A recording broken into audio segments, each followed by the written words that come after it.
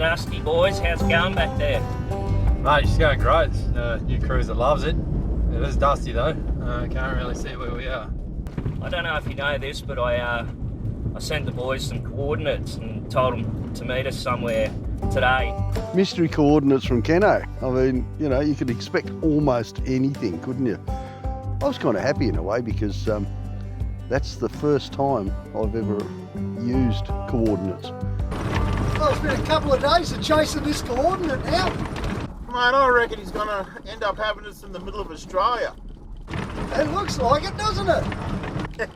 I hope the little bugger's there. Keno giving coordinates for a GPS longitude, you know, and all that sort of stuff. It's just, it reeked of badness. We're getting close anyway by the look of it. Mate, very close. I can see the coordinates here. You know, we're pushing dust and corrugations. Tell you what, that bugger better be out here. I was just thinking it would be a good way to start a trip, you know, just meet at a certain destination, GPS location, and see if it would work. Look, did I think Keno was going to show up? No, I really didn't. I thought this was just going to be a Ruthie and Gleno episode, because where we had to go to meet those coordinates, it's like that was a couple of days driving in that.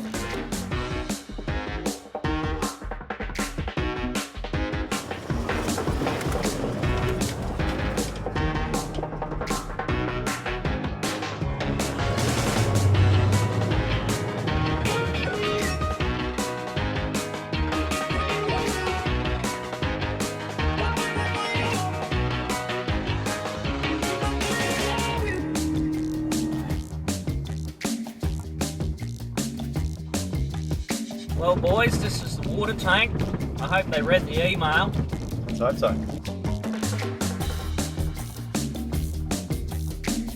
Oi! Haha, beat ya. We got there nearly at the same time, so yeah, it was perfect. Keno! Mate, you made it. Good to see you, mate. Oh, who's this? I brought some mates. Hey mate, I'm Dave. G'day, Dave.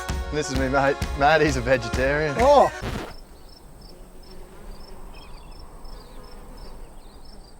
Oh, hey buddy. Hey, how you going? Get on. How are you, mate? boys? Good. Look, so you obviously got my email. We got the coordinates, mate, and I'm just amazed we managed to get here. We come a bit of a back way, but, well, come on, let's go and try them out. Let's Hey? do it.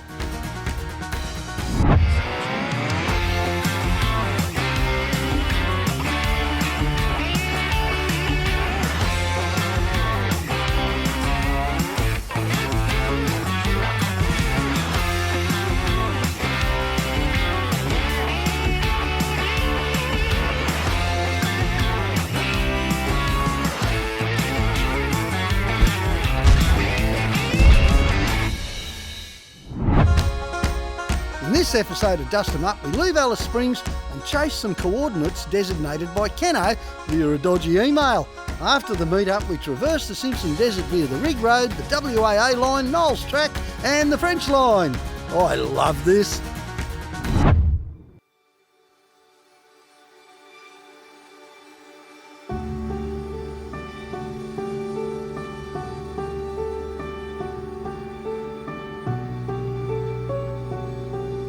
Righto, boys, we're all together. Let's go hit the Simpson Desert by Mount Dare, I reckon. Ah, fantastic, mate. It's one of my favourite places, one of my favourite trips. Perfect. I have to say you got two Simpson Desert virgins here. Aside from your aversion to my dietary requirements, we're quite looking forward to it. Feeling pretty lucky to be doing it with these four-wheel driving legends as well. That is true. Kind of a big deal. I used to drive an 80 series. Yeah, we're the newest, but we got the coolest car. What was that weigh? The canopy on the back by itself, 170 kilos. We dropped a system in there, an inner drive system with a 2000 watt inverter and 200 amp lithium battery, which adds a little bit of weight, but probably all up, it's still under 200 kilos for a full insulated fiberglass canopy. Oh, wow, that's less than me after a couple of steaks. You'd get bloody a couple of crates of lettuces in there, no worries, wouldn't you, Matt? Mate, she's a veggie, all of that's for sure. No worries, mate. I've packed the steak in. Let's hit the semi. Well, here we are on the road from Fink to Mount Dare. Come through the second gate. The road's a bit corrugated as always, but we'll be fueling up at Mount Dare and then we'll start looking for somewhere to camp, I reckon.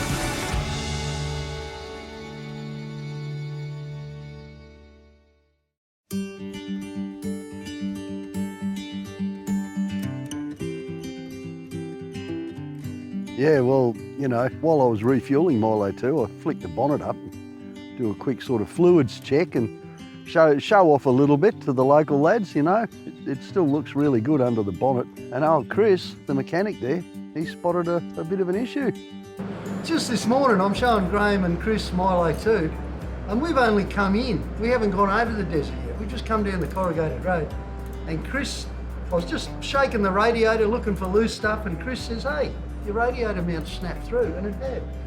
This is what you get with corrugated road damage. It's just metal fatigue, isn't it? Exactly, yep, see it all the time. Desert travel breaks things, and the only thing that stays on top of it is sharp guys, because it wasn't me that found it, who find the damage and sort it out before you can go anywhere. So this is the Mount Dare workshop. It sees this kind of stuff all the time. Welding repairs, cutting, grinding, it's all here, eh? I'll tell you what, and it's a lifesaver. Thank you, Chris. All right, thank you. Appreciate it. Good on you, Graham. I'll see you next time.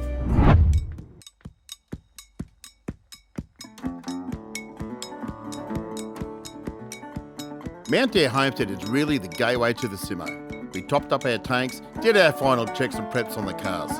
Things like sand flags, tyre pressures and tightening roof mounted loads are best done early.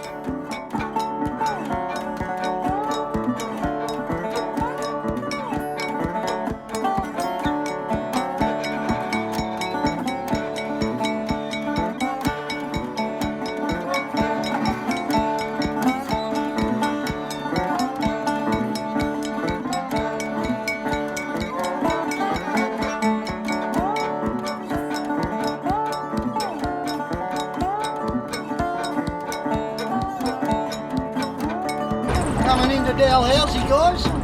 We'll swing to the left to the Dalhousie area, right? It's not overly hot, but I think I might wash the dust off, that's for sure. Jump in, have a bit of a dip. There's a story with this little setup here, guys. It's been torqued up, it's a bit of warm water. Yeah, mate, you have to get your gear off and have a good swim in here. Bit of a tub. Probably the last one you're going to have for 5 days. You want me to wash your back, Leno? Please. It's a natural spring, mate. Comes up out of the artesian basin. Takes about 1 million years for the water to get from the Great Dividing Range underground to here. Looks like a bit of an oasis in the middle of the desert, doesn't it? It's exactly what it is, mate. It's exactly what it is. Driving into Dalhousie, the springs is beautiful. It's almost like a billabong, but it's a spring. Dalhousie Springs. Well, you know, I've done the Simo before, but I've never stopped at Dalhousie Springs. And I'm glad we did because, man, how cool is this, or how warm is this place? It was very refreshing and it was probably 28 degrees with a nice breeze when you got out of the water. So when you got out of the water, you got hit by that breeze and it just cooled you down so quickly. It just felt great, refreshed you and got you ready for the day. As far as natural feature goes, what better than a great, big, beautiful, relaxing oasis of warm mineral springs water right on the edge of a desert. That's what I love about it, the contrast. And Dalhousie, wow, that is a contrast to the Simpson.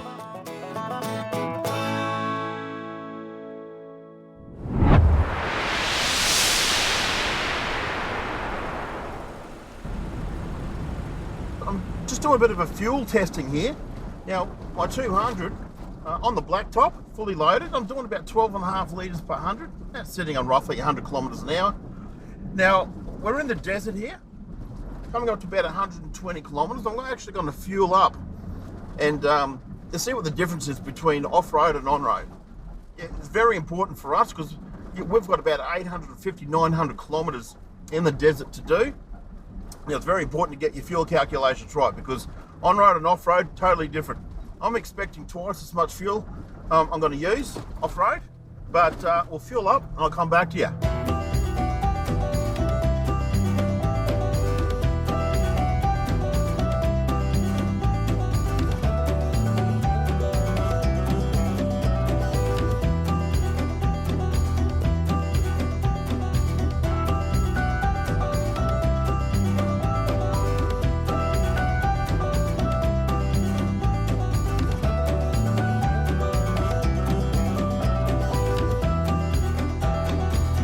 When I think of the Simpson Desert, I think of sunsets. You forget about the dust, you know, the soft sand and the sand dunes just one after another for 1,000. I think of the sunset. I think of the stars at night. There's absolutely nothing else. Maybe the moon's over there. That's pure. That's gold.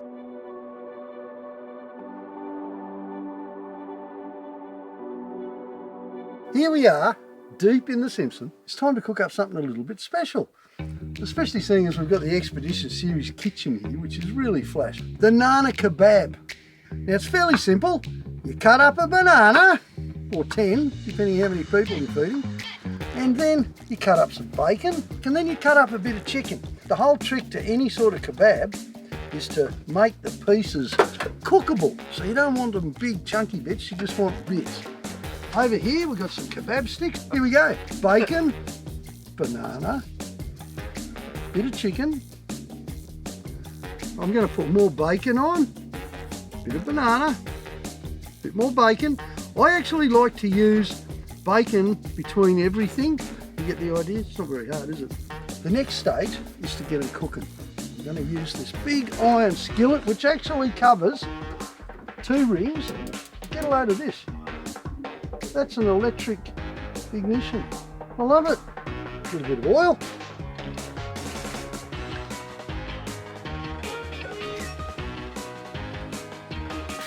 Dave, you want to come up and just keep half an eye on these for me, mate, while we launch into the sauce? No problem, Fruity.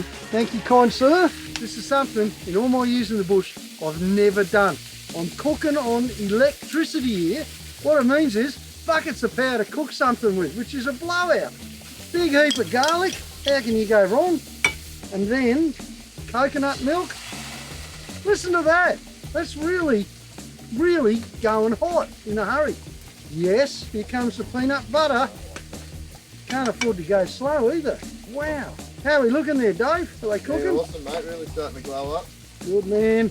You can put in as much peanut butter as you want.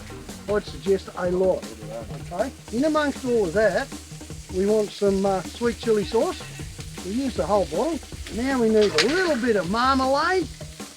Sounds weird, but it works. There you go. And because Gleno's here, and he likes his chilli, we're going to whack in a few chilli flakes.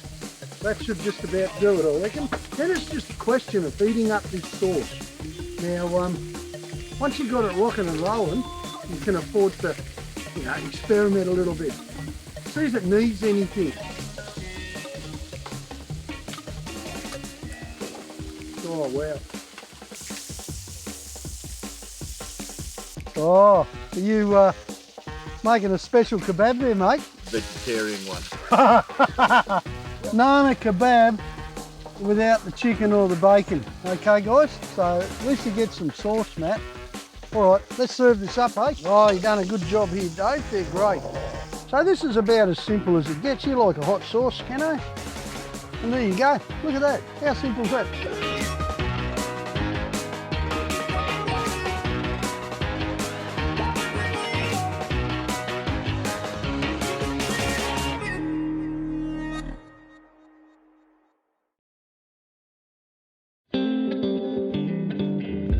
The golden rule when you're picking a campsite in the Simpson is that if you're camping late in the afternoon and you're in shade, you're going to be in sun first thing in the morning. You're going to see the world's best sunrise. And we were sitting there having a machine-made coffee, watching the sun as it just popped over the edge of the rim. It was just beautiful. There's just enough clouds in the sky to sort of paint the place with some magnificent colours. John and I just sat there underneath the Dalhousie awning. It was an amazing sunrise. I think probably the best one I've seen of the whole trip. That first sunrise was the gold medal winner. To relax into the Simpson, you've got to get up first thing in the morning and look for the little animal tracks. It must come alive at night because you get up in the morning, there's dingo tracks everywhere. There's like centipedes, there's snakes. You look at the ground, you know there's another life form. When we go to bed, the rest come out.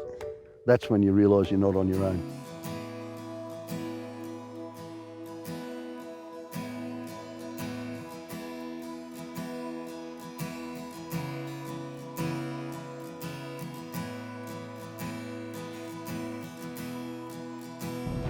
Well boys, it looks like we're coming up to the rig road. I think we'll turn right off the French line and get on the rig road. What do you reckon? Sounds good, mate. It's probably going to be a smoother drive, actually. Yeah, it's what my GPS says, mate. Let's do it. I'll follow you. Righto, chucking a ride onto the rig road.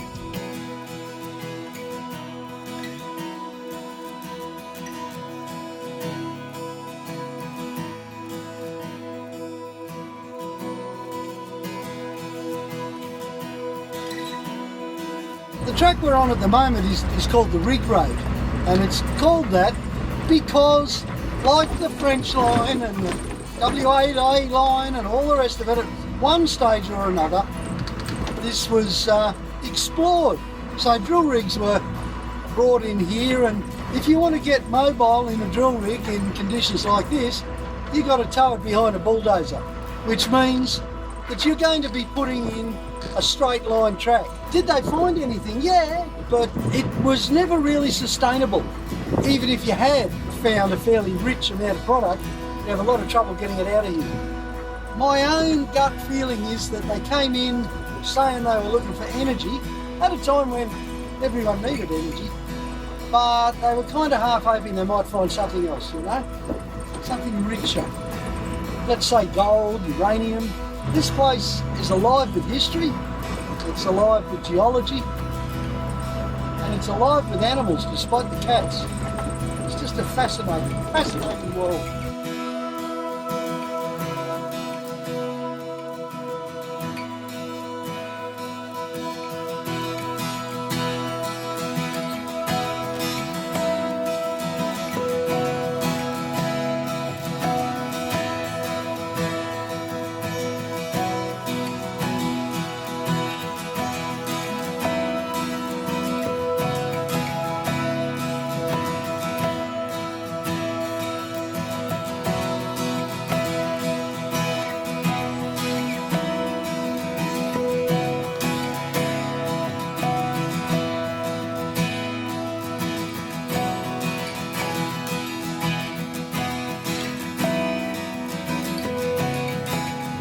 Driving through the Simpson Desert at the moment, and as you can imagine, it's very sandy. So I thought I'd just give you a few helpful tips on sand driving. First thing to start with, choose a good tyre. Doesn't have to be seriously aggressive, but doesn't matter if it is either. If you use mud tyres, that's not a problem. But an all-terrain will work just as good. The next thing, which everyone talks about, is tyre pressure, and I usually start out around 18 psi. That gives you room to move. You really get in a sticky situation. I've gone down to as low as 6 psi, but when you do that, you've got to go to pressures that low. You can't take tight turns. You've got to take it very easy. You can actually spin the rim on the bead itself. You can actually put the tyre off the rim and get sand in the bead, and then you're playing around with trying to clean beads out in the middle of nowhere, and no one wants to do that. So if you do have to drop your pressures right down like that, make sure once you're out of that real soft sandy situation, coming back up to that 16 to 18 psi. The next thing is speed. Some people seem to think that hitting everything at 1,000,000 miles an hour is the way to get through soft sand, but that's not necessarily the case. In some instances, you can just put it in low range, select first gear, and you basically don't even have to touch the accelerator, and the car will just crawl its way through, and it'll sit on top. Whereas if you plant it to the floor, it'll actually dig the car down, bog it down, put it on its belly, and that's when you're in more trouble. Always last option, if you really can't get out, is max tracks. They are very handy to carry, or of course always travel with a mate and have a good quality recovery kit, snatch straps, etc. So that's the tips from Keno. You can use them, you don't have to, but that's what I do.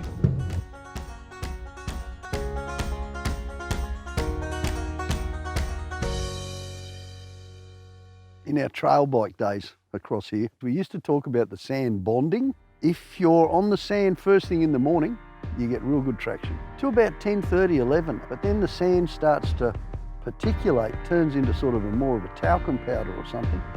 And then about 3:30 in the afternoon, it starts to bond again. And all of a sudden you've got traction where you didn't have traction before.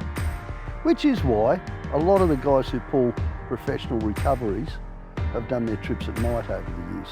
Because you can get in and out, you're not holding anyone up, you can see if there's someone coming from miles away, and because the sand is good to drive on.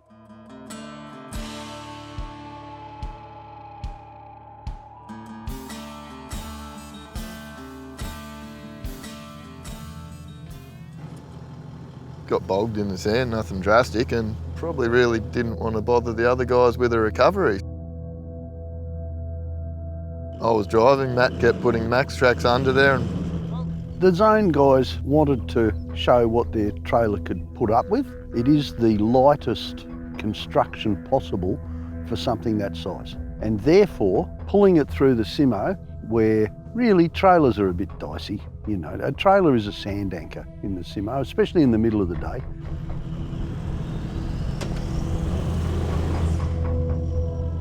Matt and Dave, it's no secret, they're reasonably new to the off-roading side of touring. And so to bring the equipment they brought into the desert was going to be a test to them and their equipment.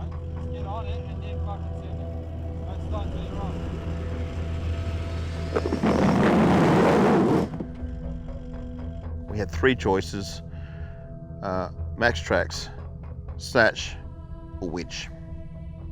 Number one should have been winch. Number two should have been snatch. The last option, max tracks, the way they were buried.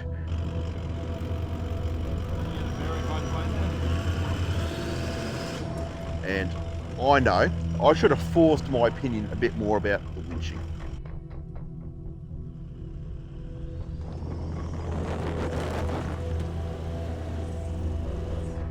Yeah, lo and behold, she sunk deeper and she got harder, and then the front wheels gripped and heard a bang, and that was she's rear-wheel drive. How do I get a four-wheel drive car out of here with no CV? Take it out? Yeah, and locks in a diff lock, and then you've got rear-wheel drive only. Just take it easy first hit.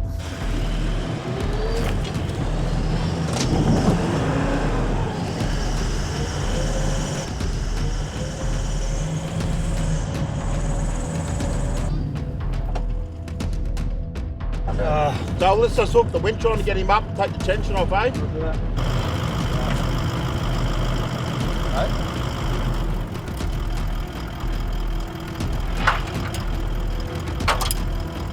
Run that up on the thing, isn't it?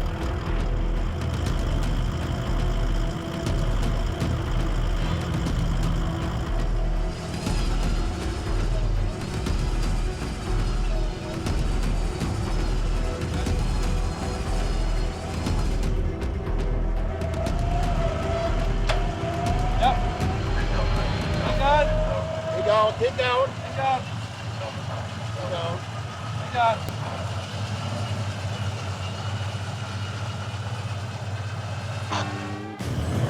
Yep, go.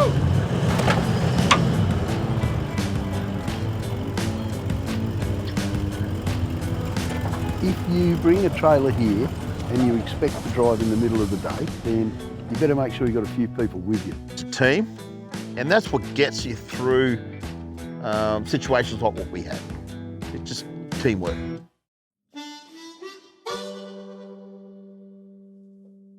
It was getting late, we had to get into camp. Zone boys, the looks on their faces once they got into camp was like someone had stolen their last beer, you know. It was game over. They were broken. That test we did, that shows that the centre diff is still working because it was still spinning, tail shaft was spinning. Point of least resistance, so it means there's definitely something in the front here. I anticipate the CV has popped out. of the spine. It hasn't popped out of the oil seal, otherwise we'd see oil everywhere. I'm hoping it's just a matter of... So bush fix, maybe. Yeah, if it goes back in, it's spot on. So what do we do? Jack it up, wheels off. Jack up, let's start at this side. Did you hear a bang? Yeah, this Every side, 200 series axle I've done on CV's been on this side. I'll go with the left side then. The situation is that we know the problem, we've isolated the problem to the front diff area from the hubs through to the diff centre. We know it's not the centre diff, but unfortunately we don't have sufficient tools, or the tension on those front springs for the suspension, it's just too wide that we're not able to get the CV up into a position to double check it. So while there's no crunching and banging and carrying on, I think our safest option is just to put the wheels back on, take it easy. Otherwise, if we start pulling it apart here, we might not get it back together. So that's our concern. So wheels back on and hit the tracks nice and safe tomorrow.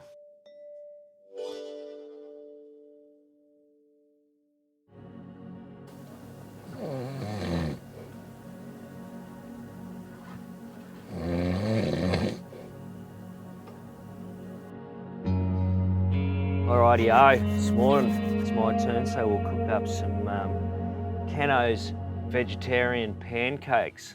We've got vegetarian salami, vegetarian bacon, very important, vegetarian eggs, vegetarian cheese, tomato sauce, vegetarian. It's amazing how they can make things look like the real thing these days, and it's just everything's animal free. All right, that's nearly ready. All the vegetarian bacon, salami and pepperoni. Now just got to whisk up some eggs. If you haven't got a lot of eggs, you can put a little bit of milk in this. And now I'm gonna dip the wraps in, and that's where the pancake part comes in. Savoury pancake, I guess. Get your wrap, dip it in your egg, each side, straight into the pan with all those lovely vegetarian bacon and salami juices. So what we do from here is we just keep dipping them, keep cooking them, make a big stack, and then we serve everything up. Leno loves his cheese. This one's special for him. Now, very importantly, sauce, cock sauce, chili, tomato, barbecue. Grab your lid, straight on top. That's a breakfast pancake. Okay. Cut straight through the guts. Get some more of that other stuff on there. Good pancake. You know, if they're quiet, it tastes good. So after a think about our predicament with a damaged vehicle in the fleet, Gleno took charge and he hitched the Zone 12-footer up to his tough 200. But the question is, will the 200 finish the trip with the Zone on the back?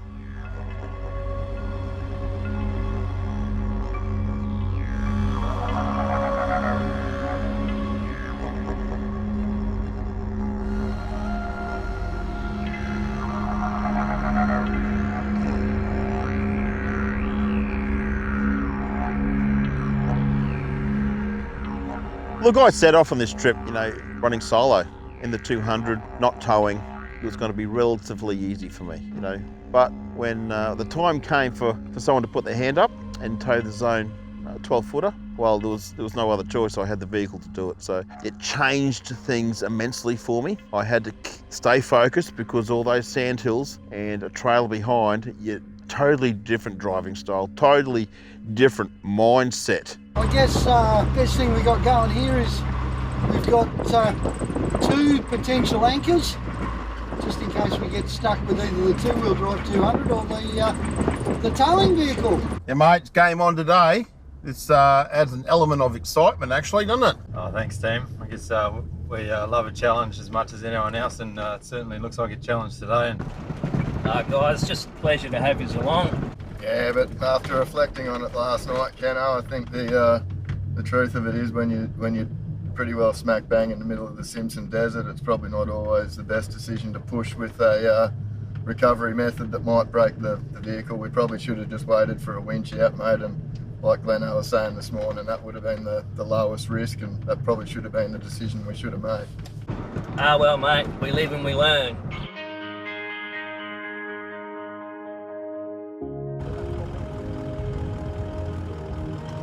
Righto.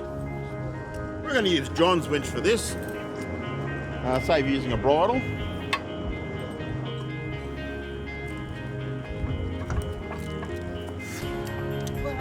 I'll take up the tension by driving back. First sort of right-hander rutted out hill. Had a few cracks at it. But I'm not going to risk snapping a CV.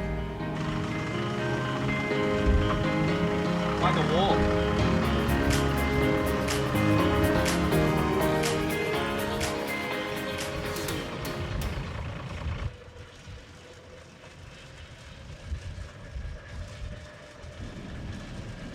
Yeah, so rather than risk breaking any axles, we just we're going to winch it out. We'll probably winch off over a few hills, I'd say. These tracks are pretty well worn with lots of ruts in them. So we've got about probably 250 k's to go. We're going to take it easy on our gear.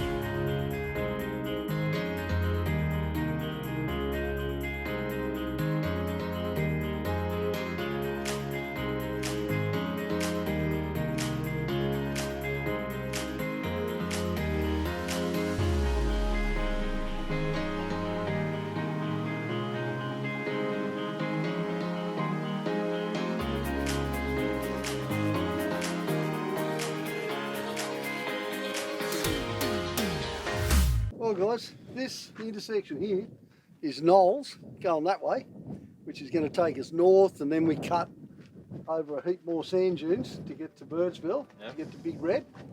And this track here is the old rig road, the extension of, and it runs between the dunes, goes for about 100 odd k's, and then eventually you pop out near Mungerani, one of the best pubs on earth, which gives you a straight drive straight up to Birdsville. So from a sensible bug out point of view, that's the way to go. But from having way too much fun driving a two-wheel drive 200 series, that's the way to go.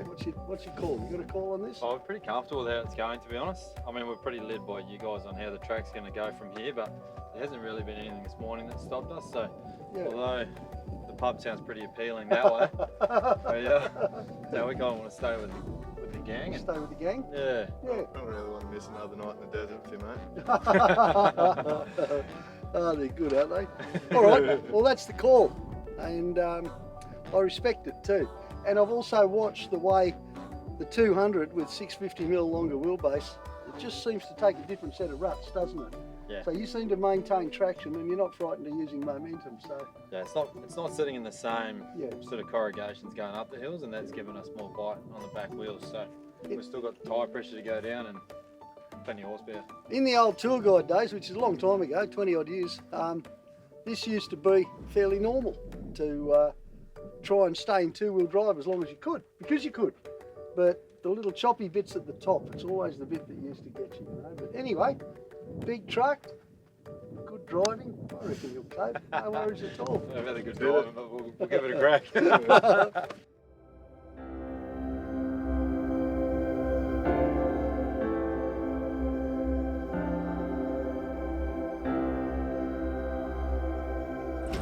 Righto, salt pan away. Whoa, look at this. She's a beauty. Whoa, look at that.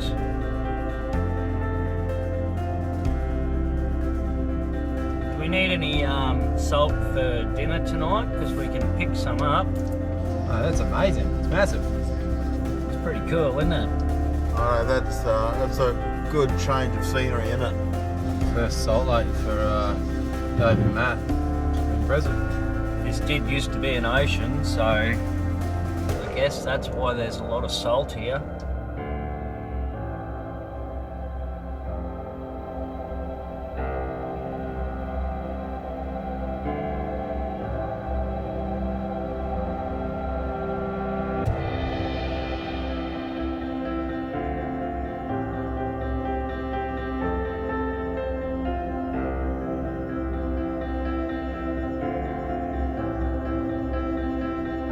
One of the best parts of travelling with all the boys and John especially is sitting around the campfire of a night time, whether it's just talking about the events that happened that day or events that have happened in the past, or some of them might even be tall tales, who knows, but John's certainly got a lot of stories.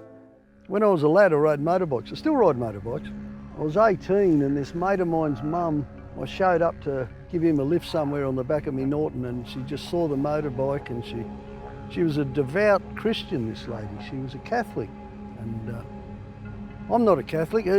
Hughes was, me mate, but I went to a few Catholic schools and I appreciated where she was coming from, you know. And she gave me this medal, and she said, if you're going to ride motorbikes, you need all the help you can get, you know. So she gave me this medallion, and I didn't think much of it, you know, but I kept it for some reason because she'd given it to me. And a couple of years later, I'm riding the same Norton out west of Inverell.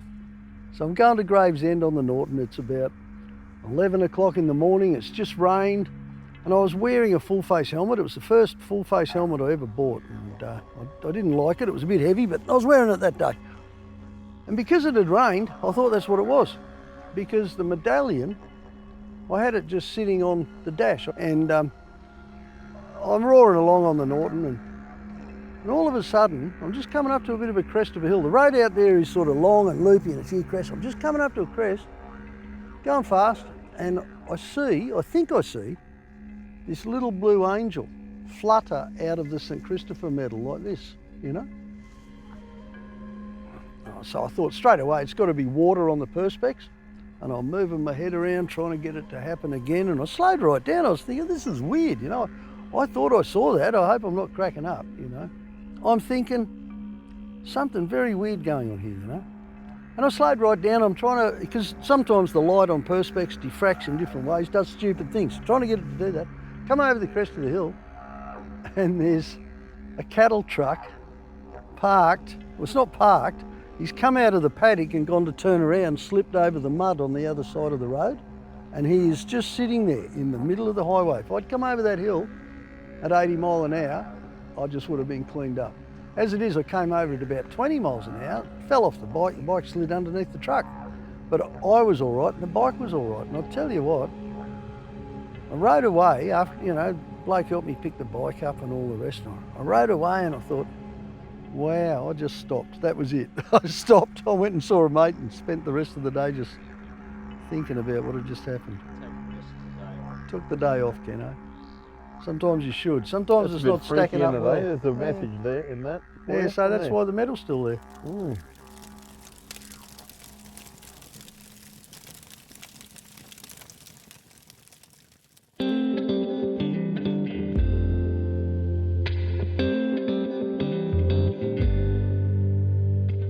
The Simpson Desert, the red heart of Australia, 176,000 square kilometres. It's 3 times bigger than Tasmania. It's bigger than most of the American states, including Oklahoma. This is a magnificent centrepiece for Australia, and yet at the end of the day, it's only our 3rd largest desert. It was named after Simpson, the Simpson washing machine magnate, because he was a South Australian, and the Simo falls mostly into South Australia. And after he'd made his fortune making washing machines, he started spending money around the place on geological surveys and geography and things like that. And so this is just the most pristine part of the world. You come here and the air is pure. You cross 1,100 sandhills, do over 500 kilometres, and you know what? It's just glorious. It really is. In the mornings, in the late afternoons, you get to see the sun play, you get to see the light come alive, you get to feel like you're really human. Come on out and see the Simpson. It's magnificent.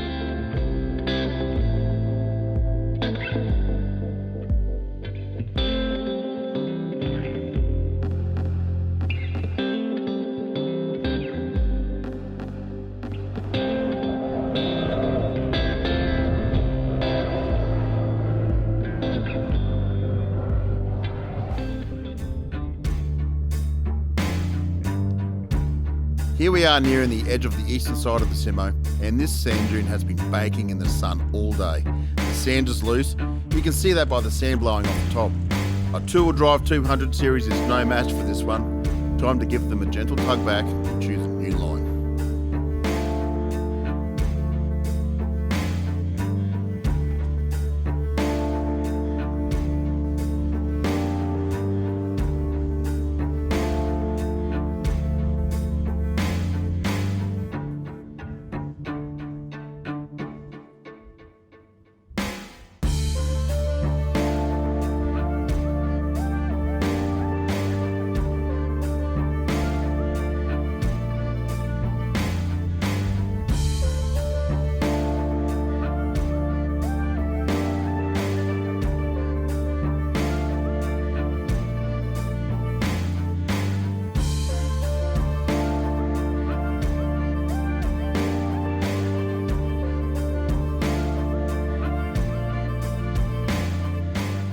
Another soft dune had the 200 scrambling on this one.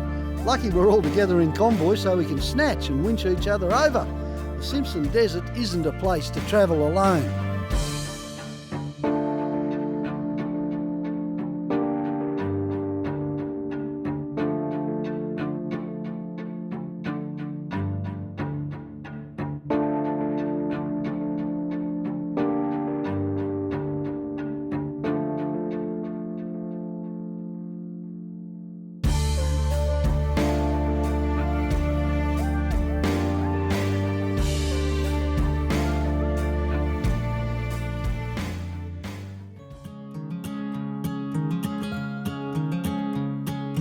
Windows wide, the curtains fly to catch the evening breeze.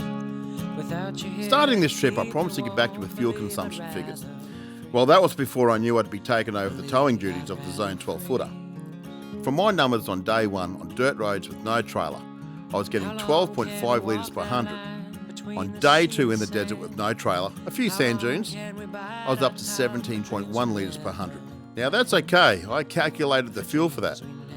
But from day three with the trailer on the back in the sandy Simo with big sand dunes, my fuel consumption was around 36 litres per 100. It pays to have long range tanks in the desert, let me tell you that. And you cry to see a shadow, babe, it's growing long across the lawn. Another song.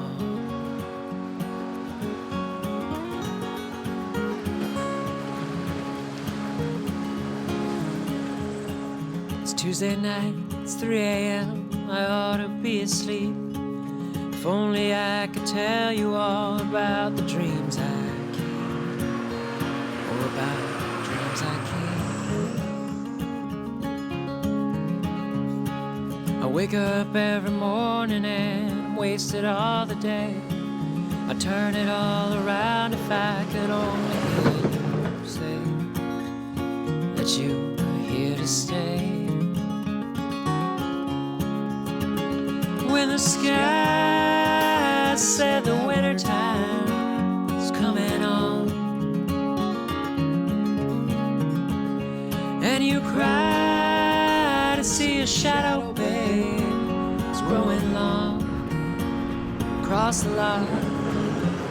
Another song. Well, we finally made it. We're clearing the Simpson National Park. Big thanks to Matt and Dave for joining us in this adventure. It's been good value, eh? Well, thanks for having us, mate. Thanks to Gleno for getting us out of the sticky one. It was our pleasure to have you boys. You did a fantastic job and you got the van across. We've Might had have more broken a few excitement in a couple of days than any guys should expect. 5 good mates, spent a week together travelling. It's a celebration. It just felt like we'd achieved something. And we had a broken vehicle, a 2-wheel drive vehicle. We had a few recoveries to get through soft sand with Glenn and the caravan. We all had to work as a team. I can't think of a more perfect ending for the trip. Just to get up on a nice big sand dune with a great big sunset going on. The colours were extraordinary. It was so Simpson Desert, it's not funny. So once we got to that point, feeling of elation, and if we weren't mates, before that point, we certainly were and will be for a long time after.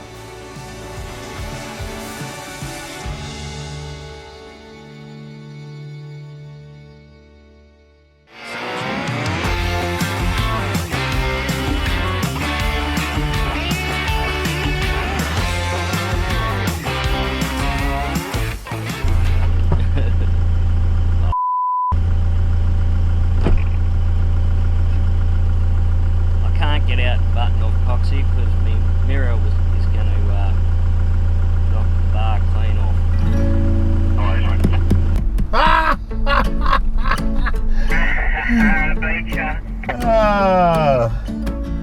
Hey, look at these dogs.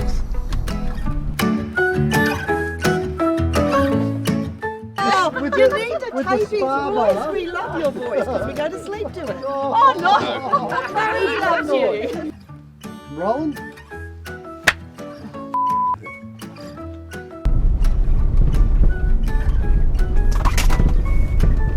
Cano rolling.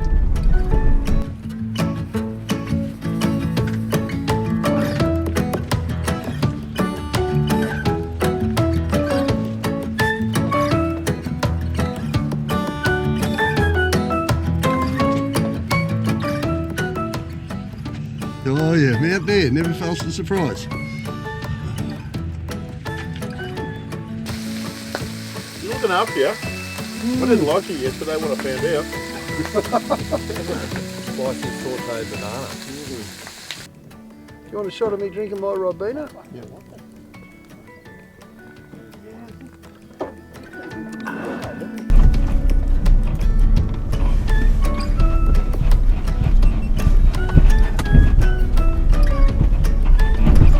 Hard to drive, turn two cameras on, clap.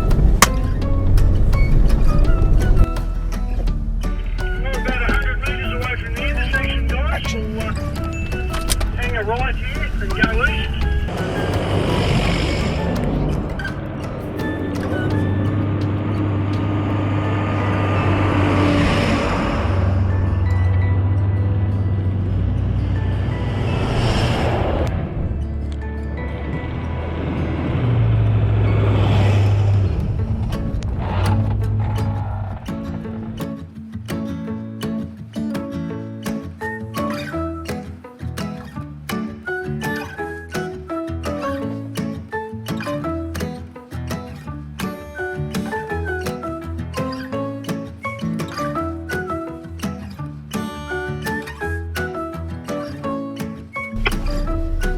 Roger.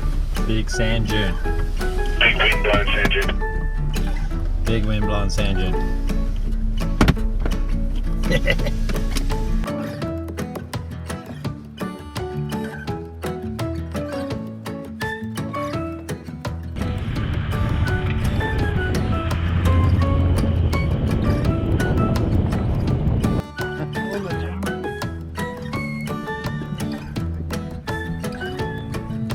Lasted a couple of days without a freaking fly in it. The freaking things.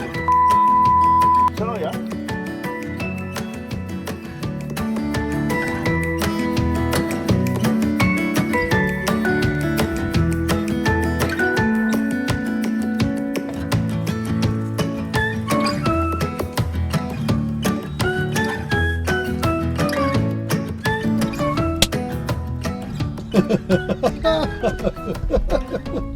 Oh, I love this place. Start, you bastard.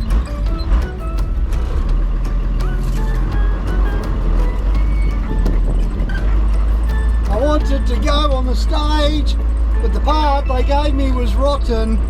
The part I portrayed on the stage was the hole in the elephant's bottom.